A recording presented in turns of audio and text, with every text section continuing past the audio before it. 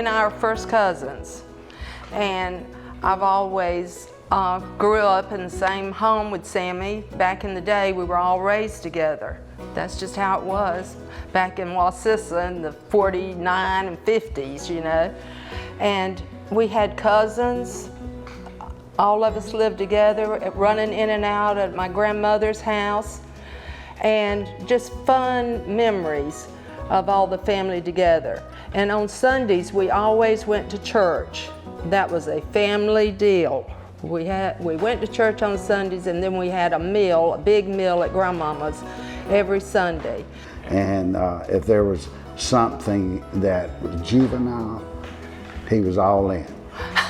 Whether it was trying to pick chickens off the back of a truck, picking tangerines out of the neighbor's yard from next to the school, or carrying people down the aisle at school in a stretcher when he was supposed to have been in class. So he was that type of maybe a person and stuff back in those early days. Back in those days, I can describe him as anything you wanted to do, he was willing to do it. He was just, he was a little, he would bait up to anything that came along. And he was just, of course, like I say, we grew up together. Everything that we did was pretty much together.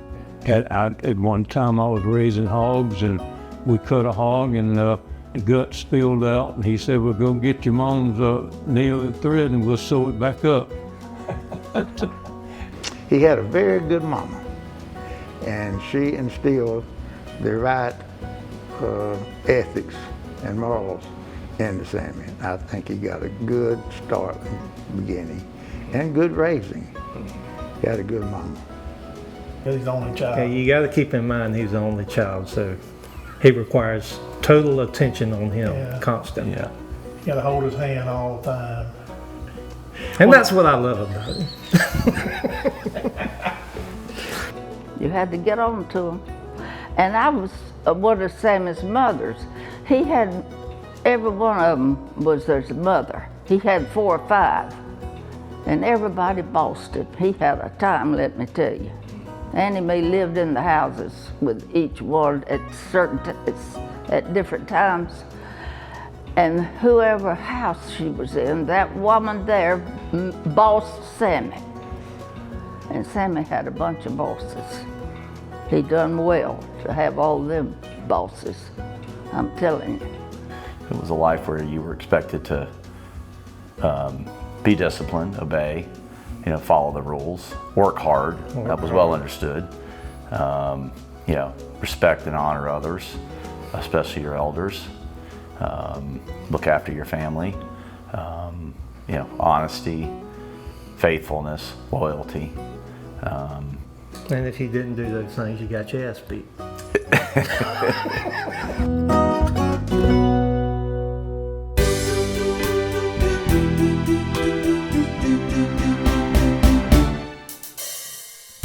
Well, we were in Tallahassee.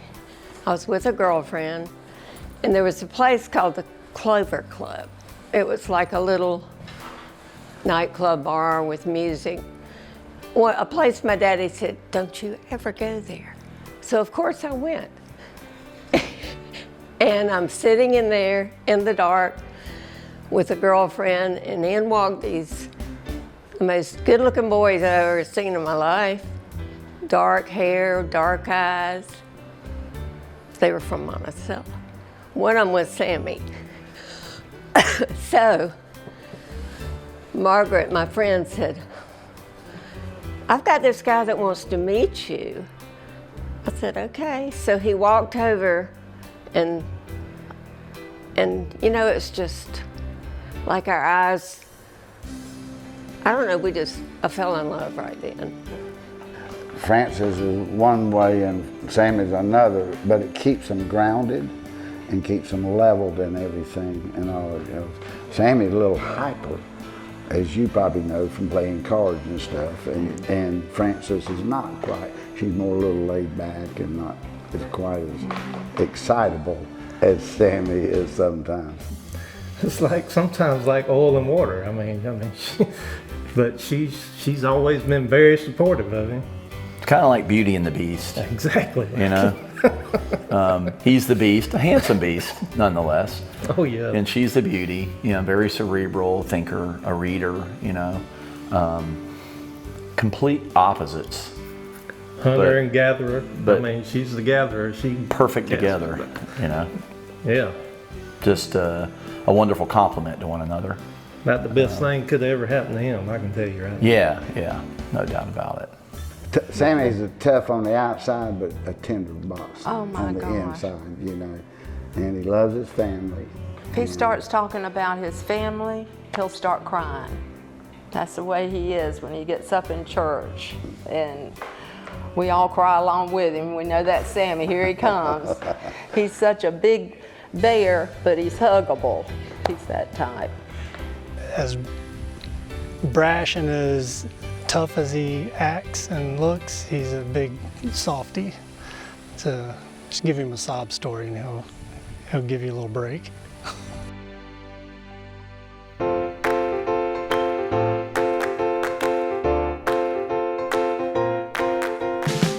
Oh my goodness, he's an amazing dad.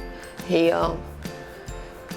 was an only child, so he's so proud to have 4 sons.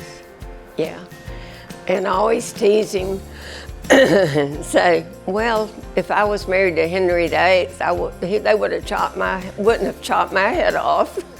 Because look at all the boys you got now to carry on the Gray name.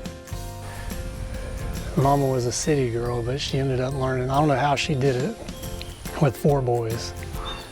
5 men in one house, in a farmhouse that had 1 bathroom. But I don't know how she did it. He was a good partner with Sean when they go out to do work. Sean would do the work and Sammy would collect the money. So I guess you'd have to call him a good partner. Well, you know, I guess some clear examples of the, you know, those boundaries we discussed a minute ago. So if you went out on a Friday or Saturday night, which are the only nights you were going to be going out, you know, when you lived in that home, you were expected to be home every other night because it was a school night. So you did your chores and you handled your responsibilities and you went to bed on time. But on Friday and Saturday night, when you got out, you know, there was a clear expectation what the curfew was. And you could always expect that he was going to be sitting in his chair waiting for you to meet that curfew. And if you weren't available at that time to be home and meet your curfew, he would make it his point to locate you. When the boys would not come home, he gave them a deadline to be home by 12. And if they weren't home, he would call Wallace Blunt, the deputy sheriff, and say, I'm putting out an APB on Chad and Sean, and I want you to pull them over at the courthouse when you see them. If that was in the good old days, I don't think you could do that now.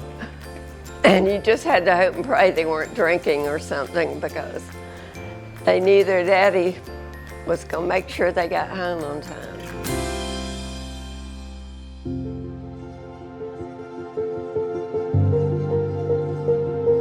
I consider Sammy, while I married into the family, I consider him like family. I consider him like a brother. If I need something, I can call Sammy. If he's capable, he's going to help me or find me the help. And I am so proud of him for finding Frances to put up with him, because she is one of a kind, believe me, to live with him. I love you, Sammy. I think he would probably be in the top 3 or 4 friends that I've had through the years, you know, and still count him as a dear friend, you know, and always will.